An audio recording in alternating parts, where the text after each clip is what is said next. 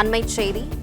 திமுக ஆட்சியில் ரவுடிகளின் சாம்ராஜ்யமாக சென்னை மாறிவிட்டதாக அதிமுக பொதுச் செயலாளர் எடப்பாடி பழனிசாமி குற்றம் சாட்டியிருக்கிறார். கூடுதல் விவரங்களை செய்தியாளர் பிரகாஷ் வழங்க கேட்கலாம்.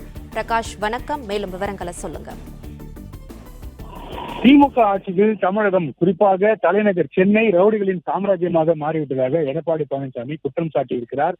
தலைநகரில் தலைவிரித்தாடும் ரவுடிகளின் அட்டகாசத்தை ஒடுக்க உரிய சட்ட நடவடிக்கை எடுக்க வேண்டும் என்று திமுக அரசை எடப்பாடி பழனிசாமி வலியுறுத்தியிருக்கிறார். இது குறித்து எக்ஸ் வலைதளத்தில் பதிவிட்டிருக்கக்கூடிய திரு எடப்பாடி பழனிசாமி, சென்னை பாரிமுனை பகுதியில் கலெக்டர் அலுவலகம், நீதிமன்றம் அருகே இரு ரவுடி கும்பல் கத்திகளுடன் விரட்டி சென்று மோதிக்கொண்டதால் பொதுமக்கள் அலறி அடித்து ஓடியதாகவும், சென்ட்ரல் அருகே பல்லவன் சாலையில் இருவர் கத்தியுடன் மோதிக்கொண்ட சம்பவம் வரக்கூடிய செய்திகள் அதிர்ச்சி அளிப்பதாக பதிவிட்டிருக்கிறார். திமுக ஆட்சியில தமிழகம், அதிலும் குறிப்பாக சென்னை ரவுடிகளின் சாம்ராஜ்யமாக மாறிவிட்டது என்று விமர்சித்திருக்கிறார்.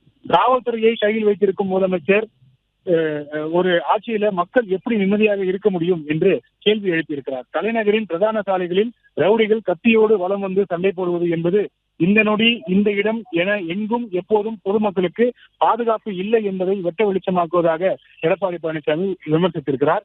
ரவுடிசத்தை கண்டு மக்கள் அலறி ஓடியதை வேண்டுமானால் தமிழ்நாட்டில் இதுவரை நடந்திராத ஸ்டாலின் அரசின் சாதனை என்று இந்த பொம்மை முதலமைச்சர் விளம்பரம் செய்து கொள்ளலாம் என்று கடுமையாக எடப்பாடி பழனிசாமி விமர்சித்திருக்கிறார்.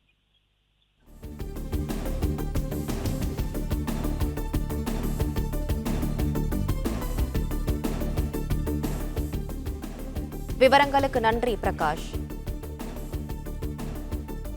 பிளே ஸ்டோர் மற்றும் ஆப் ஸ்டோரில் இருந்து பாலிமர் செயலியை QR கோடு மூலம் பதிவிறக்கம் செய்யுங்கள். செய்திகளை உடனுக்குடன் பெறுங்கள்.